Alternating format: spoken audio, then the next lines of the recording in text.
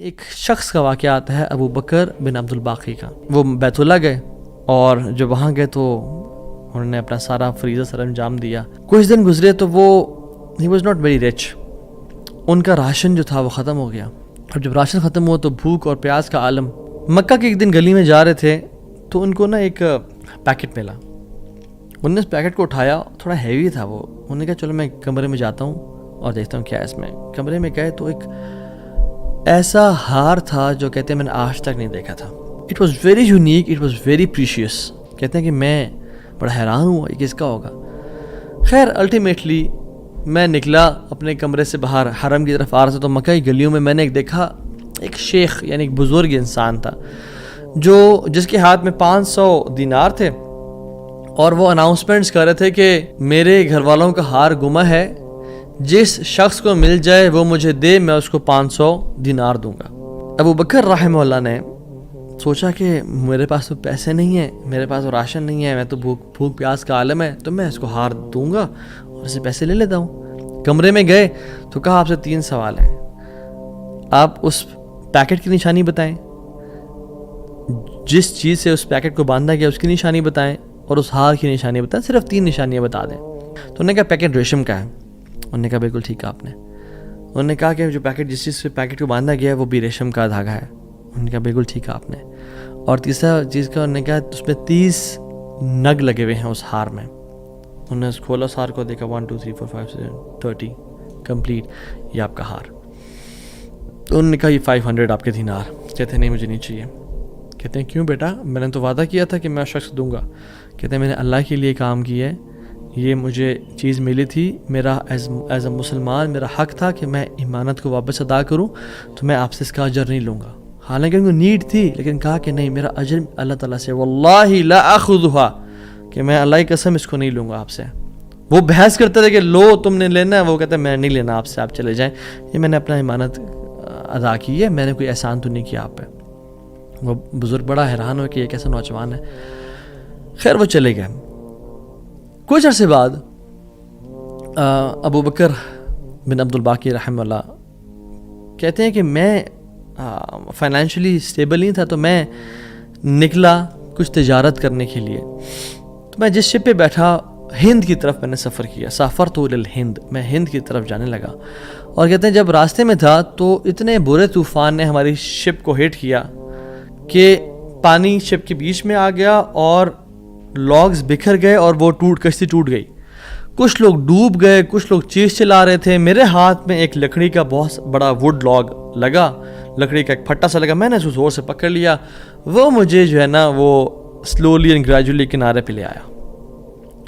میں جب اس آئی لینڈ پہ پہنچا تو دیکھا الحمدللہ وہاں پہ بالکل وہ ابینڈنڈ آئی لینڈ نہیں تھا, وہاں پہ لوگ آباد تھے. کہتے میں جب اندر گیا آئی لینڈ کی طرف اور دیکھا الحمدللہ مسلمان لوگ تھے اور وہاں پہ مسجد بھی تھی اور گھر بھی بنے ہوئے تھے. تو کہتے ہیں میں سیدھا مسجد چلا گیا. مسجد میں کہتے ہیں میں نے جا کے قرآن پڑھنا شروع کر دیا. جب قرآن پڑھا تھا تو ایک مزدور آیا میرے پاس اور کہتا ہے کہ آپ تو بڑا پیارا قرآن پڑھتے ہیں, اور ہمارے تو اس آئی لینڈ پہ آپ کہاں سے آئے ہیں؟ ہمارا تو اس آئی لینڈ پہ یعنی کوئی اچھا قاری نہیں ہے موجود کہ جو قرآن ایسے پڑھے. ماشاءاللہ یو ریسائٹ بیوٹیفل قرآن. تو آپ ایک کام کریں, آپ پلیز میرے بچوں کو پڑھا دیں.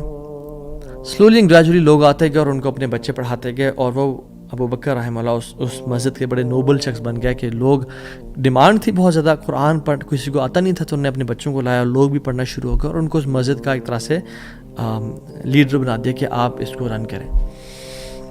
کچھ عرصے بعد جب ابو بکر رحمہ اللہ کہتے ہیں میں ابھی جاتا ہوں اس آئی لینڈ کو چھوڑ کے, مجھے نکلنا ہے یہاں سے, مجھے اپنے گھر کی طرف اور اپنے بزنس کی طرف واپس جانا ہے, تو مجھے اجازت دیں. تو ان لوگوں نے بڑا ان کو پش کیا اور کہا کہ نہیں آپ نہ جائیں, آپ کی آنے کی وجہ سے ہمارے پورے آئی لینڈ میں قرآن کی تعلیم پھیل رہی ہے, you such a noble and wonderful gentleman, آپ پلیز یہیں پہ رکیں. تو انہوں نے کہا کہ نہیں بھائی میری لائف ہے, میں نے شادی بھی کرنی ہے اور سب. کہتے ہیں ہم آپ کو یہاں پہ رہائش دیں گے, ہم آپ کو یہاں پہ شادی کرائیں گے آپ یہاں پہ رکیں. تو انہوں نے کہا چلو ٹھیک ہے. انہوں نے ان کی شادی کر دی ایک عورت سے, اور کہا کہ یتیم لڑکی ہے اس سے آپ کی ہم شادی کرتے ہیں. ہے تو وہ یتیم لیکن ہے بڑی مالدار وہ, کیونکہ اس کا باپ جو تھا وہ بڑا رچ انسان تھا. انہوں نے کہا ٹھیک ہے. جب ان کا نکاح ہوا اور اس لڑکی کے پاس جب آ کے بیٹھے, یعنی جو فرسٹ نائٹ, جب اس لڑکی کو دیکھا اور اس کے گلے پہ نظر پڑی تو وہ حیران ہو گئے، یہ دیکھے کہ جو مکہ کی گلیوں میں ان کو جو ایک نیکلیس ملا تھا وہ اس لڑکی نے اپنے گلے میں پہنا ہوا ہے۔ وہ بڑے حیران اور پریشان ہو گئے۔ کچھ ٹائم بعد جب لوگوں نے پوچھا سب معاملات ٹھیک ہیں، سب سیٹ ہے، کوئی مسئلہ پریشانی تو نہیں، کہتے ہیں کہ سب ٹھیک ہے الحمدللہ، ایک چیز میرے ذہن میں ہے جو جس کا جواب نہیں ملا مجھے۔ کہتے ہیں کہ جو میری بیوی ہے، اور میں سے پوچھ بھی نہیں سکا ابھی تک کیونکہ حیا اور شرمندگی کی وجہ سے کہ یہ تم نے کہاں سے ملا، because it's very expensive necklace, کہیں اس کو یہ لگے کہ میں لالچی انسان ہوں یا میری نظر اس کے نیکلیس پہ ہے، تو یہ نیکلیس اس کو کہاں سے ملا؟ مجھے تو مکہ کی گلیوں میں ملا تھا اور میں نے ایک بزرگ انسان کو دیا تھا۔ وہ لوگ کیا کرنا شروع ہو گئے، فَحَلِّلُوا وَكَبِّرُوا، وہ کہتے ہیں لا الہ الا اللہ، اللہ اکبر، اللہ اکبر کہنا شروع ہو گئے وہ لوگ، اور کہتے ہیں کہ تم وہ نوجوان ہو؟ کہتے ہیں کہ اس کا باپ جو اس علاقے کا ایک بڑا انسان تھا، وہ ہمارے پورے اس علاقے میں ایک کہانی سنایا کرتا تھا کہ ایک شخص مجھے ملا، اس شخص سے زیادہ نیک انسان میں نے آج تک نہیں دیکھا، اس سے زیادہ امانت دار شخص میں نے آج تک نہیں دیکھا۔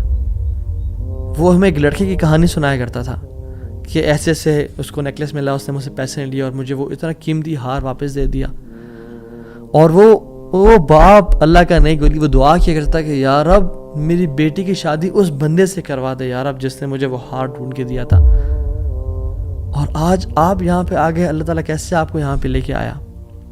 اور وہ بڑا حیران ہوئے کہ سبحان اللہ، کس طرح سے انہوں نے ہار اللہ کے لیے دیا اور اس کا اجر صرف اللہ سے کی امید رکھی، اور اللہ تعالیٰ نے کہاں کہاں سے لا کے ان کو یہاں پہ ان کی شادی کروائی اور ان کی لائف کو سیٹل کیا، اور ہار بھی ان کو واپس لوٹا دیا۔ اور سبحان اللہ، انہوں نے کتنے دینار کو دھتکارا تھا اور ریجیکٹ کیا تھا؟ 500 دینار کو۔ کہتے ہیں کہ مجھے ایک ٹائم میں لائف کے ہمیں ضرورت پڑی ہسبینڈ وائف کو، تو ہم نے کہا کہ اس ہار کو بیچ دیتے ہیں۔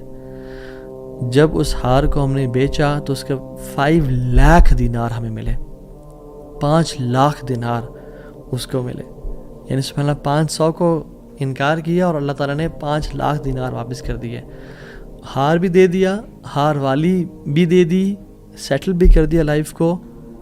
ان اللہ علی کل شیء قدیر، اللہ تعالیٰ ہر چیز پر قادر ہے، اس کے لیے کچھ مشکل نہیں ہے میرے بھائیوں اور میری بہنوں۔ آپ کی لائف میں پریشانیاں ہیں، مشکلات ہیں، زندگی تنگ ہے، آپ اللہ کو اس کے ناموں سے پکاریں، آپ اپنی نیت ٹھیک کریں، آپ اپنے اجر کا سوال لوگوں سے نہ کریں، صرف اللہ سے امید رکھیں، پھر دیکھیں آپ کی زندگی کس طرح سے آسان ہوتی ہے۔